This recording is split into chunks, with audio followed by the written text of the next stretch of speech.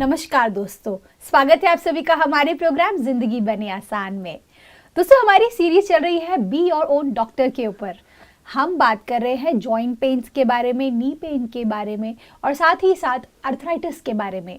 आज हम जानेंगे कि हमें किस तरीके के एक्सरसाइजेस करने चाहिए या फिर किस तरह का लाइफस्टाइल क्रिएट करना चाहिए ताकि हम इन बीमारियों से जल्द बाहर आ पाए नेचुरली। इसके बारे में जानने के लिए हमारे साथ है करमजीत सिस्टर। आइए उनसे बातें करते हैं। ओम शांति sister, welcome to our show. ओम शांति सिस्टर, आई थिंक हम बात कर रहे हैं ऐसे प्रॉब्लम की जो मासेस को हम एड्रेस कर रहे हैं।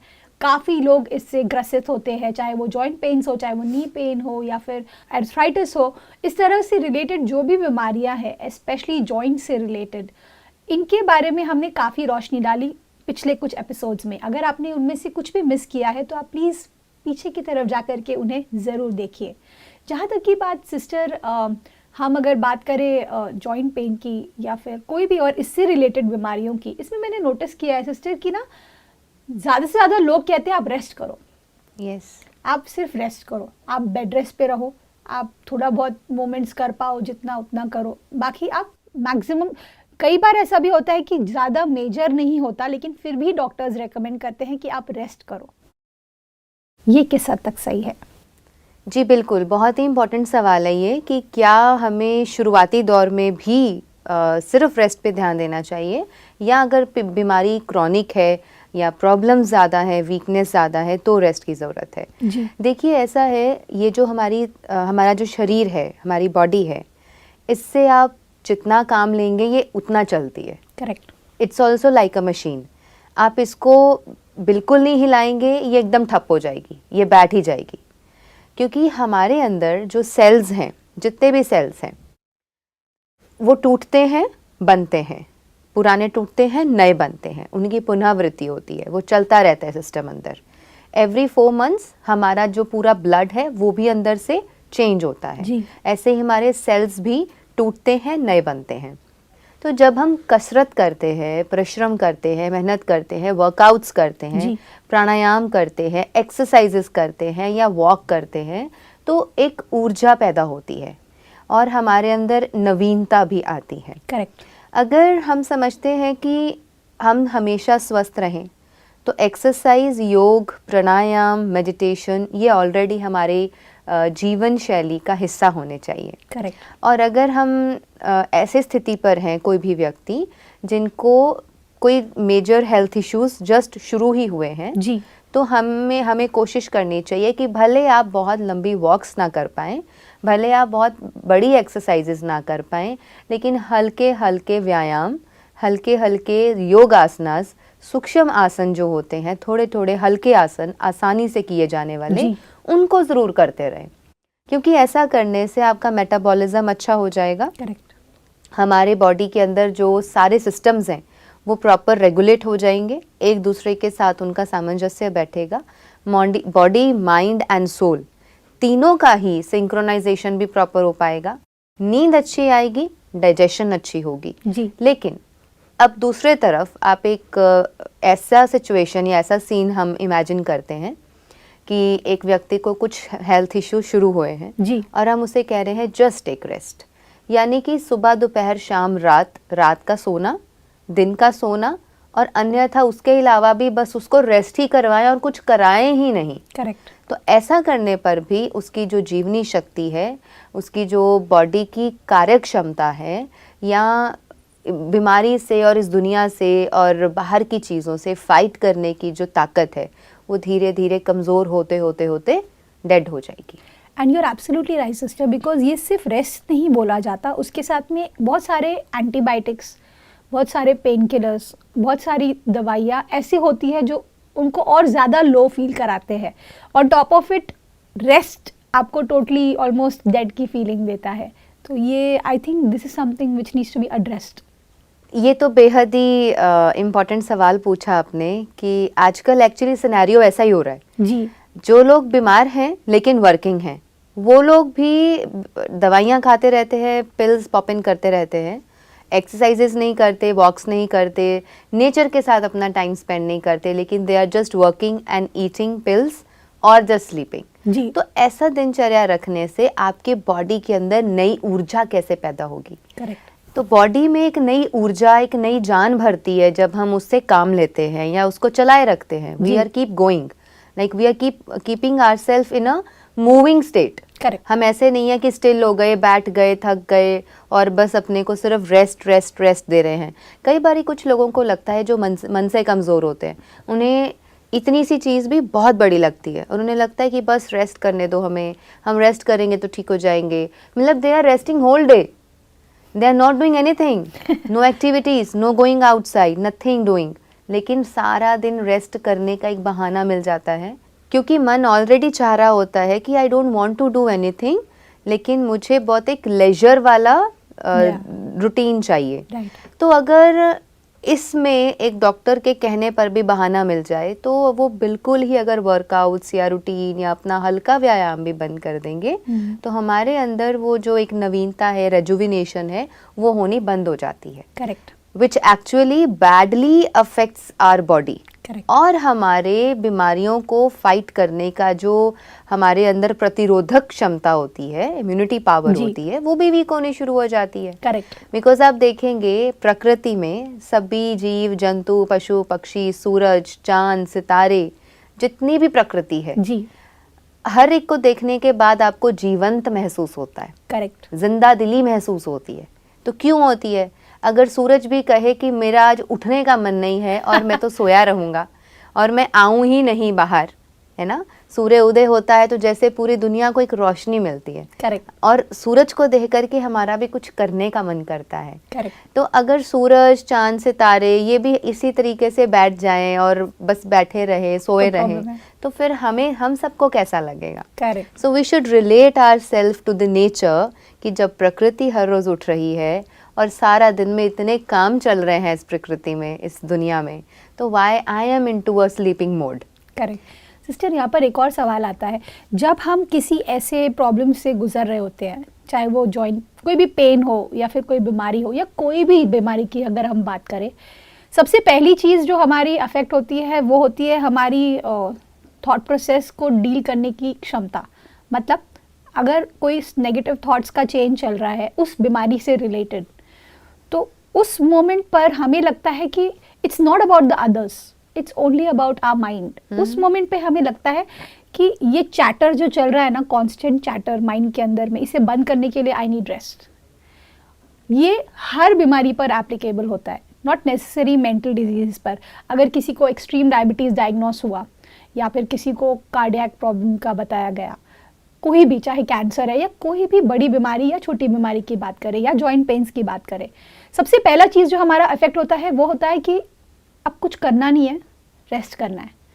हमें लगता है कि वो रेस्ट पीरियड जो आएगा उसके अंदर में हमारी हीलिंग होएगी या एटलीस्ट ये चैटर कम होगा जो यहाँ पे चल रहा है, and I will feel better. ऐसे सोचने वाले लोगों के लिए आपका क्या कहना है? देखिए, rest and healing both are connected. Correct. I already told this in the previous episodes also ji. कि जब एक व्यक्ति बीमार है और वो रेस्ट करता है, उसकी हीलिंग होती है। करेक्ट। बट वो रेस्ट के जो टाइम पीरियड्स हैं वो भी हमारे आफ्टर शॉर्ट इंटरवल एक आना चाहिए, ना कि आप सारा दिन ही रेस्टिंग मोड पे हैं। ओके। आई मीन टू से दिस ओके। कि आप रात को अच्छी रेस्ट कर रहे हैं, आप भले 9 बजे सब कुछ छोड़ करके बेड पे आ जाइए और 9 to 6 सो लीजिए। करेक्ट। 9 to 4, 9 to 5, 9 to 6। अगर आपको बहुत लंबी नींद लेनी है और आपको छोटे स्लीप साइकिल में नींद पूरी नहीं होती है, you can go back to your bed at 9 PM and get up at 5 or 6 AM। Correct. उसके बाद आप अपनी अच्छी एक हेल्दी रूटीन शुरू कर लीजिए। दिन में भी भोजन करने के बाद आप 1 या 2 घंटे की नींद लेना चाहते हैं, वो भी सो लीजिए। मॉर्निंग में भी आप चाहते हैं कि आधा घंटा सोना चाहते हैं अपने मॉर्निंग रूटीन के बाद, वो भी आप एक नैप ले लीजिए। लेकिन उसके बीच के टाइम में कुछ तो क्रिएटिव करें। Okay. Do something, either follow your hobbies, जी। Do some creativity, go out and meet someone, या आप अपने रिश्तेदारों से, दोस्तों से या अपने किसी काम में अपने मन को थोड़ा व्यस्त करें, एंगेज करें। जब आप एंगेज करते हैं, खुद को व्यस्त करते हैं, तो आप धीरे धीरे बीमारियों से दूर हटने लगते हैं। करेक्ट। और अगर वो काम आपकी हॉबी हो और आपको खुशी देने वाला हो, फिर तो निश्चित है कि आप अपनी बीमारियों से बहुत जल्द बाहर आएंगे। Wow, this is superb sister. एक और बात इससे जुड़ती है, जैसे हम बात कर रहे हैं एक्सरसाइजेस की, मैं जानना चाहती हूँ कि अगर इस तरह की प्रॉब्लम्स है, स्पेशली जॉइंट से रिलेटेड या अर्थराइटिस से related, what kind of exercises are suitable? कौन सी ऐसे एक्सरसाइजेस है जो हमें करनी चाहिए, किस लेवल तक करना चाहिए, कितनी इंटेंसिटी में करना चाहिए ताकि वो हमें बेनिफिट करे? Exercises in the case of joints pain, arthritis pain, osteoarthritis pain, osteoporosis या especially knee pains, back pains या full body pain, shoulder pain, ये जितने भी वात रोग से संबंधित पेन्स हमारी बॉडी में होती हैं, इनके लिए भाग दौड़ करना, रनिंग करना तो बिल्कुल अच्छा नहीं है। अच्छा। नंबर 2, बहुत लंबी लंबी सैरें करने की भी ज़रूरत नहीं है। आप सिर्फ रात्रि भोजन के बाद थोड़ा देर टहल सकते हैं, 500 काउंट्स और 1000 स्टेप्स या फिर 15 से 20 मिनट की सैर इनफ है आपके लिए। लेकिन अगर हम डेली रूटीन की बात करते हैं तो बहुत ज़रूरी हो जाता है ऐसे व्यक्ति के लिए कि जब आप अपनी नींद को पूरी करके 4 बजे, 5 बजे या 6 बजे जब भी आप उठते हैं सुबह, तो आप सबसे पहले बैठ करके हल्का सूक्ष्म व्यायाम कीजिए। पहले अपनी बॉडी को आप खोल सकते हैं विद ब्रीदिंग एक्सरसाइजेस। जैसे कि breathe in and breathe out with your arms. Arm stretch हो गया, एंकल स्ट्रेच हो गया, आप अपर बॉडी की थोड़ी थोड़ी हल्की स्ट्रेचिंग्स हो गई। तो स्ट्रेचिंग करने से, ब्रीदिंग एक्सरसाइजेस करने से और सूक्ष्म व्यायाम करने से आपकी बॉडी में जॉइंट्स की मोबिलिटी बढ़ेगी। और जब आपके सूक्ष्म जॉइंट्स की मोबिलिटी बढ़ेगी, एट द होल आपका पूरा बॉडी जो है वो ठीक होने लगेगा। वाओ। क्योंकि स्पेशली आर्थराइटिस के केस में मैंने ये चीज़ें करवा के देखी है लोगों से कि जब वो सूक्ष्म व्यायाम करते हैं, ब्रीदिंग एक्सरसाइजेस करते हैं, तो छोटे छोटे जॉइंट्स, छोटे छोटे बॉडी पार्ट्स अपने बिट्स एंड पार्ट्स में मोबाइल होना शुरू होते हैं। उनमें मूवमेंट आनी शुरू हो जाती है। जैसे कि जॉइंट पेन्स में क्या होता है, ज़्यादातर लोगों को स्टिफनेस होती है। राइट। अब जब हम ग्रीवा संचलना करते हैं, यानी कि नेक रोटेशंस एंड नेक मूवमेंट्स करते हैं, तो आपकी नेक एरिया की जो स्टिफनेस है वो कम हो जाती है। करेक्ट। आपको मूवमेंट अच्छी हो जाती है। उसके बाद आप स्कंधा शक्ति विकासा यानी कि शोल्डर्स की एक्सरसाइजेस करते हैं, आप अपने एल्बोज़ की करते हैं, रिस्ट जॉइंट की करते हैं, फिंगर्स की करते हैं। फिर आप धीरे धीरे अपने कमर की, your knees and then your ankle, then your fingers and then पूरी legs, पूरी arms, सर्वाइकल के लिए अलग से। तो ये छोटी छोटी होती हैं।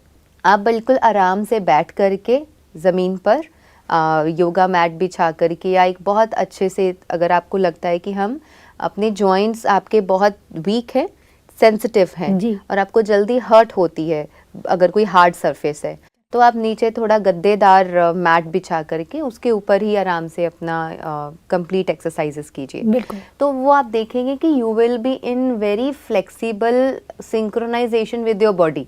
आपकी बॉडी ना आपको रिस्पॉन्ड देने लगेगी कि मुझे ये सूक्ष्म व्यायाम करके बहुत अच्छा लग रहा है। जब आपकी पूरी बॉडी के अंदर स्ट्रेचिंग्स एंड सूक्ष्म व्यायाम से मोबिलिटी आ गई, तो आप किसी भी बड़े आसन्स को करने के लिए तैयार हो गए। तो बॉडी हमारी जब रेडी हो जाती है एक्सरसाइजेस के लिए, आसनास के लिए और सूर्य नमस्कार के लिए, तो we are already one step ahead, you know, in the disease. उस बीमारी को लड़ने की क्षमता में या उस जर्नी में, ठीक होने की जर्नी में आप एक स्टेप अहेड वैसे ही आ गए। करेक्ट। तो बॉडी आपकी रिस्पॉन्ड करना शुरू कर देगी और आपको लगेगा कि येस, देयर इज कंटिन्यूअसली एक पॉजिटिव चेंज आ रहा है हर दिन। क्योंकि जब आप वो सूक्ष्म व्यायाम का पूरा 1 घंटा खुद को दे रहे हैं, जिसमें थोड़ा थोड़ा सूक्ष्म व्यायाम, थोड़ा प्राणायाम, थोड़ा सा मेडिटेशन और थोड़ा सा ब्रीदिंग एक्सरसाइजेस, हल्का हल्का व्यायाम कर लिया, आपकी पूरी बॉडी खुल गई, सारे सेल्स जो है वो एक्टिव हो गए, थोड़ा सा स्वेटिंग हुआ, आपकी थोड़ी सी मोबिलिटी बढ़ गई, मूवमेंट बढ़ गई। तो इतना सब करने के बाद आप देखेंगे कि सारा दिन आप एक्टिव रहने वाले हैं। और वो जब हम एक फीलिंग आती है ना कि yes, my body is able to do something and yes, मेरे अंदर जान है, एक्टिव हो गया है शरीर, अब मुझसे जो मर्जी काम करवा लो। करेक्ट। तो ये वाला फील भी आपको तभी आता है। बिल्कुल सिस्टर। और इससे एक और चीज़ कनेक्टेड है, वो हमारा मेंटल ब्लॉक्स है। कई बार ऐसा होता है कि स्पेशली जब कुछ बॉडी में होता है तो एक मेंटल ब्लॉक क्रिएट होता है उसके साथ में कि हाँ ये मैं कर सकती हूँ, ये मैं नहीं कर सकती हूँ। जैसे फीवर आया तो मैं इतने देर थोड़ा थोड़ा काम कर सकती हूँ या मैं रेस्ट कर सकती हूँ इतने देर। Everything is planned in the mind. Literally जैसे ही कोई व्यक्ति बीमार होता है तो सबसे पहला काम करता है वो अपने दिमाग में सारी बातों को प्लान कर लेता है कि मैं इतने देर सो सकती हूँ, मेरे को इतनी देर सोना ही है, या मुझे इतना रेस्ट करना ही है, या मुझे इतना you know what I am trying to say. वो एक ऐसा फेज रहता है जब लिटरली कोई भी बीमारी आपको छूती है ना, तो आप एक लाइफस्टाइल खुद ही अपनी माइंड में बना लेते हो। भले डॉक्टर कुछ और बोल रहा है, लेकिन आप अपनी सहूलियत के अनुसार you create a lifestyle. In that state अगर हमारा मेंटल ब्लॉक निकले, जैसे आप कह रहे हैं कि धीरे धीरे आप अपनी बाउंड्रीज को बढ़ाइए, धीरे धीरे स्टेप आउट कीजिए, धीरे धीरे एक्सरसाइजेस कीजिए, इससे ना ये फीलिंग आने लगती है कि हाँ मैं एक पेशेंट नहीं हूँ, मैं हील हो रहा हूँ या हील हो रही हूँ। क्योंकि पेशेंट एक बहुत बड़ा टैग है जो डॉक्टर्स हमें देते हैं जब हम बीमार होते हैं, क्योंकि उनका प्रोफेशन ही यही है, they treat us like patients. लेकिन अगर हम अपने आप को एज अ पेशेंट ना देखें बट एक हीलिंग जर्नी में देखें, या रिजुविनेशन जो आप हमेशा कहते हैं, that is a beautiful word जो हम बोल सकते हैं, ऑटोमेटिकली हम उस चीज़ से धीरे धीरे बाहर निकलने की, वो मेंटल ब्लॉक को निकालने की ताकत रख पाते हैं। What do you think about this? इसीलिए I never try to call people the patients, I call them health seekers. Oh wow. कि वो पेशेंट नहीं, वो हेल्थ सीकर है। हेल्थ खराब है, हेल्थ ठीक नहीं है, they are seeking the health. क्या बात है। So I personally don't like calling them patients, because patient एक शब्द ऐसा है जो डॉक्टर के साथ और हॉस्पिटल्स के साथ, बीमारियों के साथ, मेडिसिन्स के साथ जुड़ा हुआ है। तो पेशेंट का शब्द यूज करते ही सामने वाले को भी पेशेंट वाली फीलिंग आने लगती है कि मैं बीमार व्यक्ति हूँ। But I call them health seekers, कि हेल्थ खराब थी, गलतियां करी हैं, कोई बात नहीं, अब अपनी हेल्थ बनाना चाहते हैं, तो दे आर हेल्थ सीकर्स। अब आप इसको अपने साथ रिलेट कर सकते हैं हम कि जैसे ही आपके जो मेंटल ब्लॉक्स हैं, वो मेंटल ब्लॉक्स की वजह से ही तो शरीर में ब्लॉक्स है और शरीर भी जकड़ा हुआ है, शरीर में भी स्टिफनेस आ रही है। क्यों? माइंड में भी स्टिफनेस है।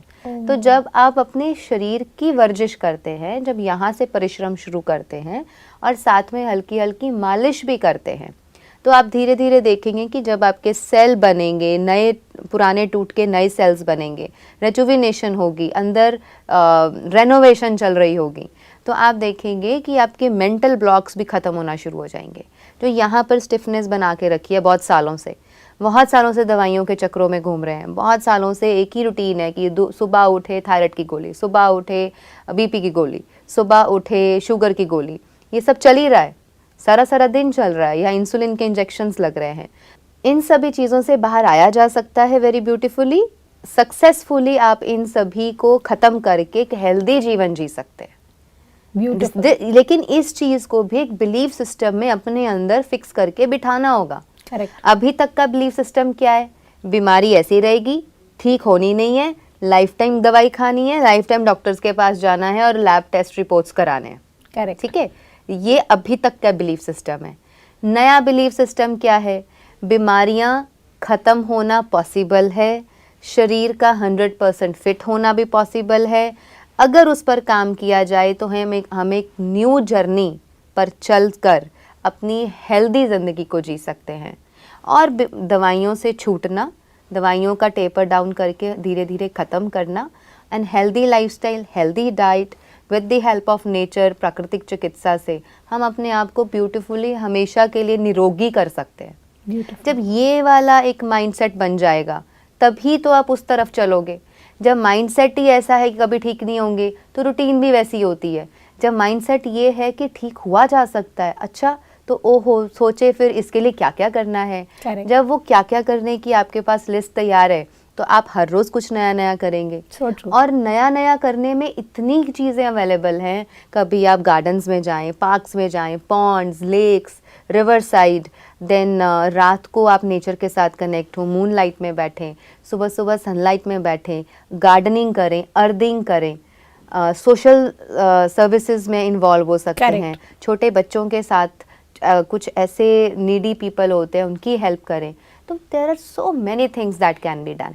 Amazing sister. आई थिंक इस एपिसोड में मुझे ऐसा लगता है बहुत ही लाइट हार्टेड रहा है ये episode. The reason behind why am I saying this, क्योंकि हमारे बहुत सारे ब्लॉक्स निकले माइंड में, जो ब्लॉक्स थे बीमारियों को लेकर के, वो आपने आज हमें सारे निकाल दिए। एंड हम आपको बहुत दुआएं देते हैं, आप इसी तरीके से हमें इंस्पायर करते रहिए अपनी जर्नी के द्वारा। All thanks to you sister, thank you for coming in our show. ओम शांति। ओम शांति। दोस्तों, आज के एपिसोड में हमने जाना कि अगर हमें कोई भी तरह की बीमारी से बाहर निकलना है तो सबसे पहले उसका डर निकालना होगा। अगर आप निडर होंगे और अगर आप इस पॉजिटिविटी के साथ आगे बढ़ेंगे कि आप ठीक हो सकते हैं, तो आप ज़रूर हो जाएंगे। इस बात के साथ आज के प्रोग्राम को हम एंड करते हैं। कल आपसे फिर मिलेंगे आपके ही शो में ज़िंदगी बने आसान। ओम शांति।